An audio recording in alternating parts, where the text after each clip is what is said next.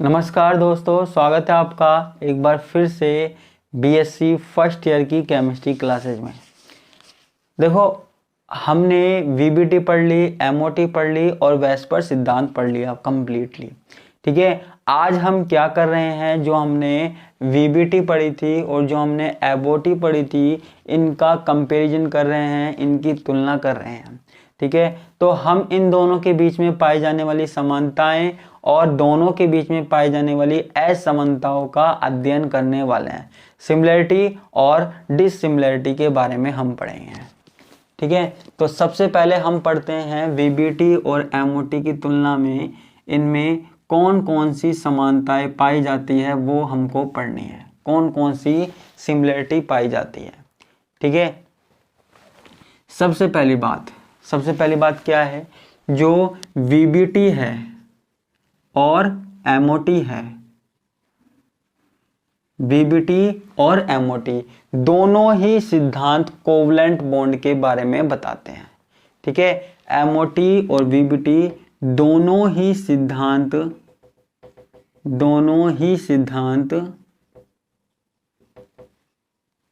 सहसंयोजक बंध के बारे में बताते हैं। सहसंयोजक बंध के बारे में बताते हैं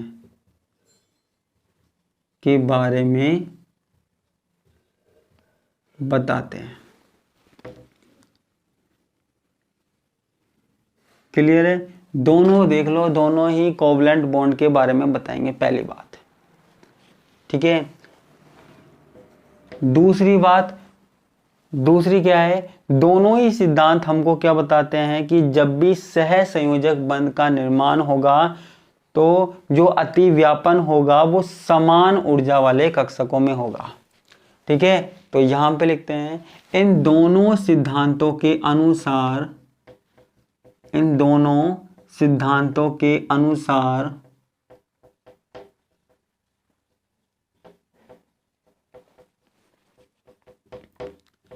एक सहसंयोजक बंध का निर्माण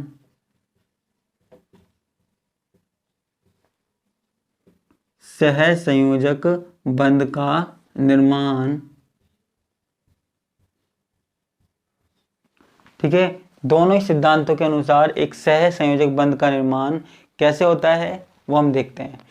सहसंयोजक बंध का निर्माण समान ऊर्जा व समान सममिति वाले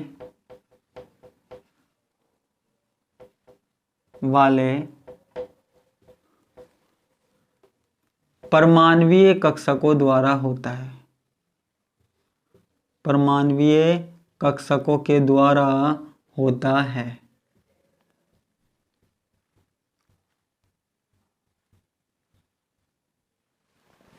ठीक है, दोनों ही सिद्धांत क्या कहते हैं कि एक सहसंयोजक बंध का जो निर्माण होगा वो समान ऊर्जा व समान सममिति वाले परमाणु कक्षकों के द्वारा होता है। ऊर्जा भी समान होनी चाहिए और सममिति भी समान होनी चाहिए। क्लियर है। अब देखो तीसरी बात क्या है, इन सिद्धांतों के अनुसार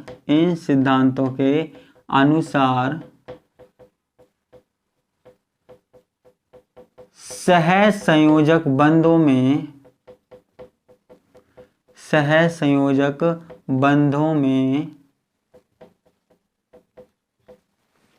दिशात्मक गुण होते हैं।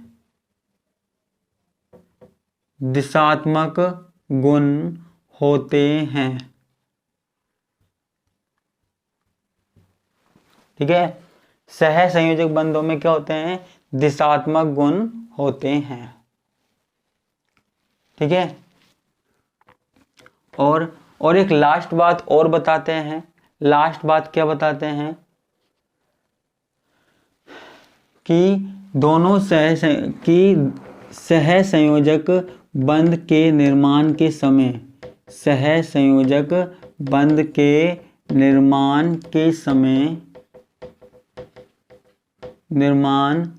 समय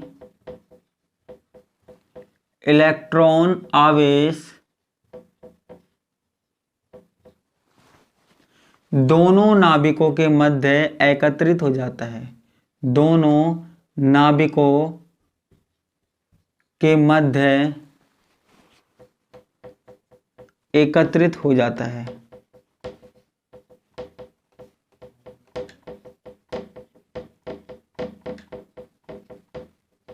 ठीक है, दोनों के मध्य एकत्रित हो जाता है। तो ये हमारे पास क्या हो गई, चौथी बात हो गई। ठीक है, ये हमारे पास क्या हो गई, चौथी बात हो गई। ठीक है, अब ये हमारे पास हो गई समानताएं। अब हमको क्या पढ़नी है, अब हमको असमानताएं पढ़नी है, डिसिमिलरिटी पढ़नी है कि आखिर इन दोनों में क्या क्या अंतर होते हैं, क्या क्या असमानताएं होती है, वो हमको पढ़नी है। ठीक है, तो अब असमानताएं देखते हैं। देखो असमानताओं में क्या है, ध्यान से देखना। एमओटी क्या कहती है, मॉलिक्यूलर ऑर्बिटल थ्योरी के अनुसार, एमओटी के अनुसार दो परमाणुओं के संयोजकता कोश में, दो परमाणुओं के संयोजकता कोश, देखो दो परमाणुओं के संयोजकता कोश के कक्षक आपस में अतिव्यापन करते हैं, आपस में अतिव्यापन करके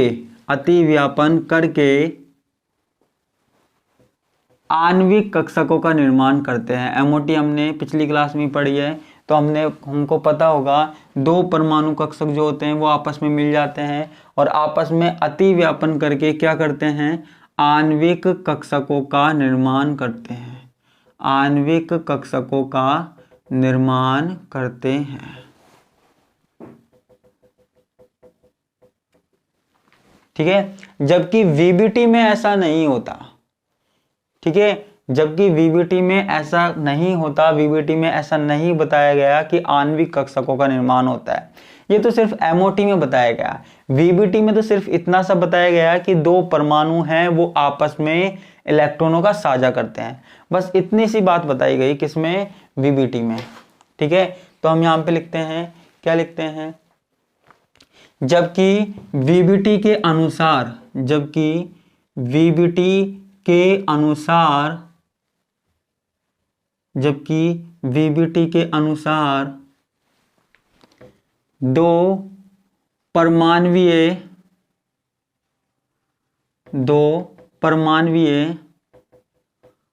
कक्षकों के संयोजन से, जबकि वीबीटी क्या कहती है, वीबीटी के अनुसार दो परमाणवीय कक्षकों के संयोजन से, या फिर ऐसे बोल सकते हैं कक्षकों के अयुग्मित इलेक्ट्रॉन बंद बनाते हैं। ठीक है, अयुग्मित इलेक्ट्रॉन बंद बनाते हैं।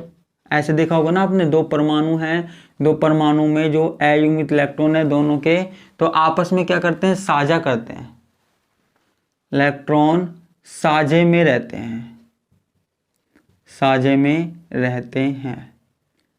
एमओटी ने तो एक तरीके से ये बताया कि परमाणुओं के जो आप परमाणु के संयोजकता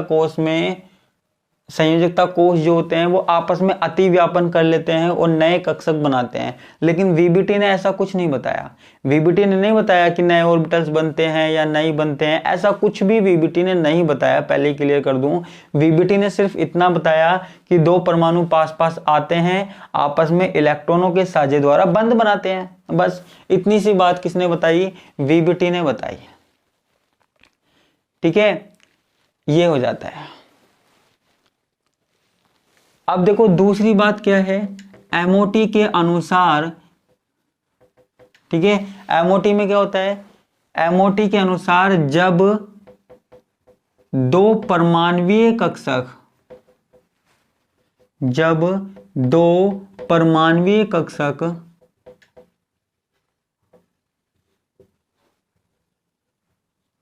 आपस में संयुक्त होते हैं, आपस में संयुक्त होते हैं,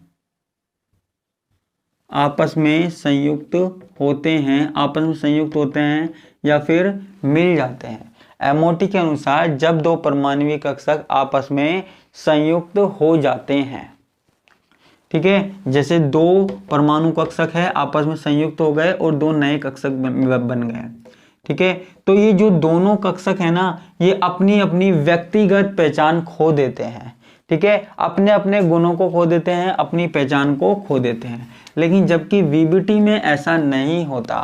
तो मैंने क्या लिखा, आपस में संयुक्त होते हैं और आणविक कक्षकों का निर्माण करते हैं, और आणविक कक्षकों का निर्माण करते हैं, कक्षकों का निर्माण करते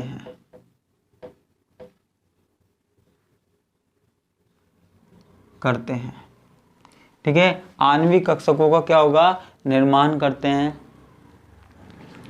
तो उनकी व्यक्तिगत पहचान समाप्त हो जाती है, तो उनकी व्यक्तिगत पहचान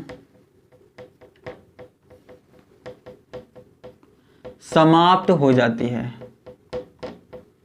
समाप्त हो जाती है, ठीक है, तो उनकी व्यक्तिगत पहचान समाप्त हो जाती है। क्लियर है? जबकि वीबीटी क्या कहती है, जबकि वीबीटी के अनुसार, वीबीटी के अनुसार बंद बनने के पश्चात भी, वीबीटी के अनुसार बंद बनने के पश्चात भी, बंद बनने के पश्चात भी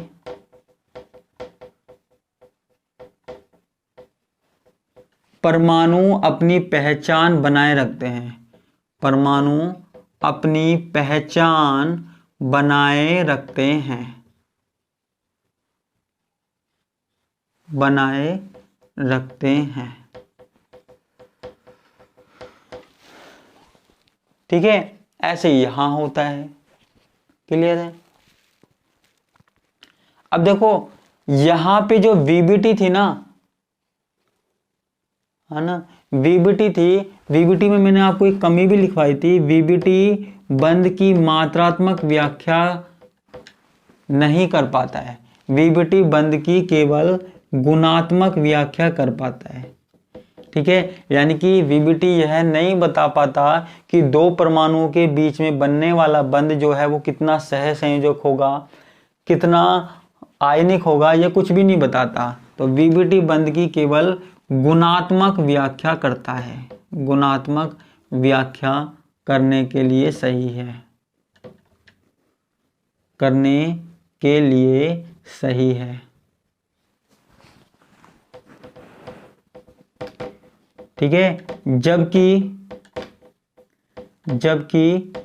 एमओटी गुणात्मक व्याख्या कर देता है, ठीक है, जबकि एमओटी की गणनाएं काफी कठिन होती है, जबकि एमओटी गुणात्मक व्याख्या कर सकता है, गुणात्मक और मात्रात्मक, जबकि एमओटी मात्रात्मक व्याख्या कर सकता है, व्याख्या कर सकता है,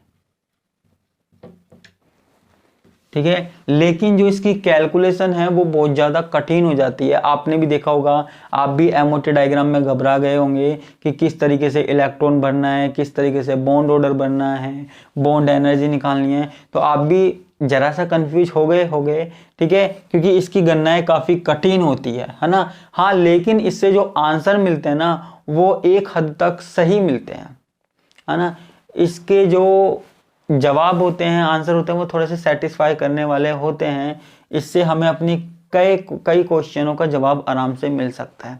अच्छा सिद्धांत है ना, कोई इतनी ज़्यादा प्रॉब्लम आती नहीं है, ठीक है, जैसे वहाँ आती है वीबीटी में, हालांकि एमओटी में भी कुछ कमियां हैं, लेकिन एमओटी वीबीटी की तुलना में ज़्यादा नया है ना, और ज़्यादा अच्छे से किसी अणु की व्याख्या कर सकता है।